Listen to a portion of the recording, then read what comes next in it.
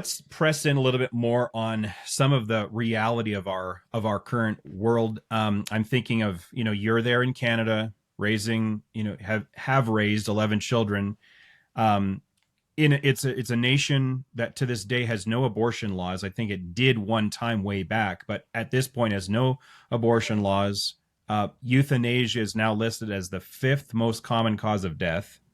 That means last I saw over 76,000 Canadians have died through this assisted suicide program since 2016 when it was put in place. Added to that, the fertility rate, at least so-called fertility rate, because it doesn't mean there's not fertility. It just means there's at least the death of a life.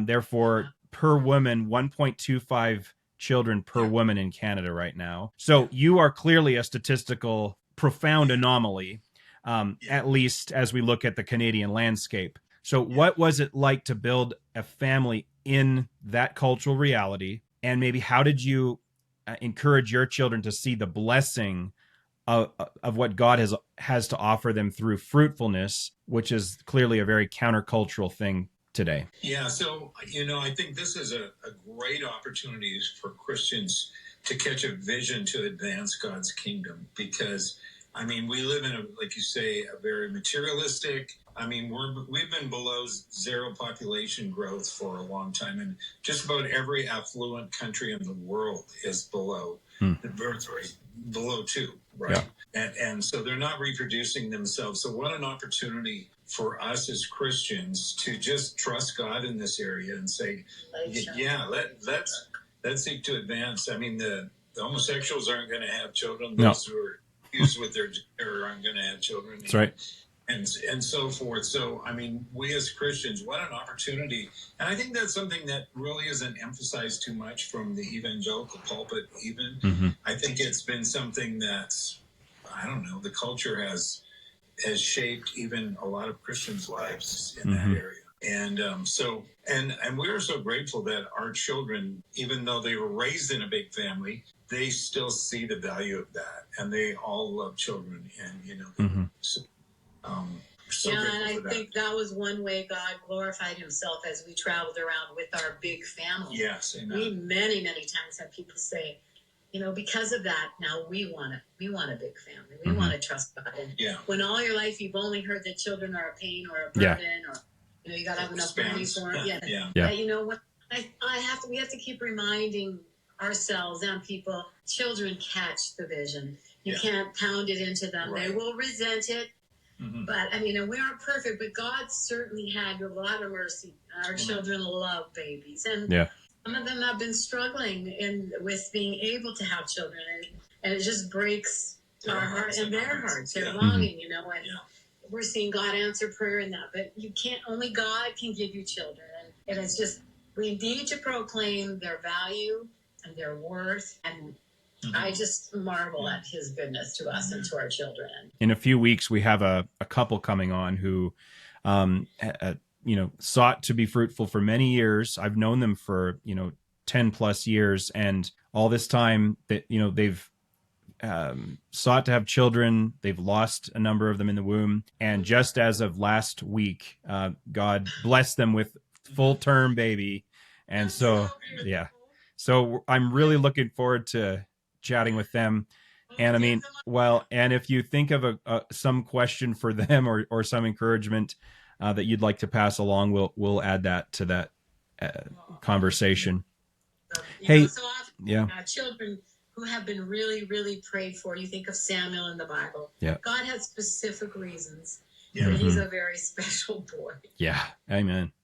As you have grandchildren and they're arriving more and more, when you're in the room with them and you're now looking at the second generation from you down, these are children of your children. What does it feel like to see more of the fruit of what you planted? It's wonderful. Although I got to tell you this, because I'm only 5'2", some of my grandkids are almost bigger. A lot of them are bigger. Yeah. The little ones love to run up to me and try and knock me over.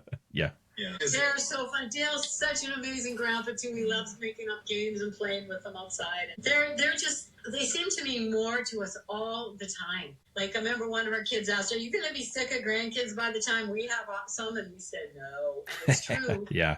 They've gotten to be more and more precious. Dale and I both say, and we're aiming towards it, getting healthy. We want to live to be 100. Yeah. Because family needs us. Okay. Well, let me speak to that a little bit. Many people in our day aren't growing up with a generational viewpoint of life. It's just, if I can get to retirement, if I can sit in a lawn chair or ride around in a golf cart, that's kind of the, maybe the degree to which they're thinking about the future, the rest of their life. What would you say to people maybe in your own stage of life who might be feeling the emptiness of having traveled down that path, that empty path, and now they're either getting close to seeing the fruit of that choice, or maybe they've already grown weary of retirement? Yeah, that's sadly a lot of people who have pursued those material goals didn't have many children themselves, and therefore they maybe have 2 or 3 grandchildren. So it's kind lonely. Of they're lonely, and I think there's probably a lot of regret. But for those of you who have any grandchildren, I would just say invest so much in them, because it's not, we take nothing with us when we die, but we can leave a legacy. We can leave truths that will be passed on for generations to come. So, and can I just say to some of you older seniors, or seniors, young seniors, old seniors, we're young seniors. In your church or wherever around, there's going to be families around. Yes, that's true. There's going to be a young single mom maybe who needs someone to watch your kids for a few hours. There might be a single mom who needs you and your wife to go over there and help her fix up something. There's so many ways. Children need to know they're loved and encouraged. And when you see a child, give them a smile. Mm-hmm. Don't be a grumpy old person around children. Encourage. Every child is precious, and a word, encouragement spoken over them, speaking life can make all the difference. And that's another thing we really, really believe in, is speaking love and truth over our grandchildren, over our children. Like when I see them, encourage them. You are just so blessed to have that smile. You really encourage me when you tell me that. I mean, truth, not flattery, but it just builds such a bond of love and safety. Yeah. Amen. Further to that, what do you want your family to look like 100 years from now? You say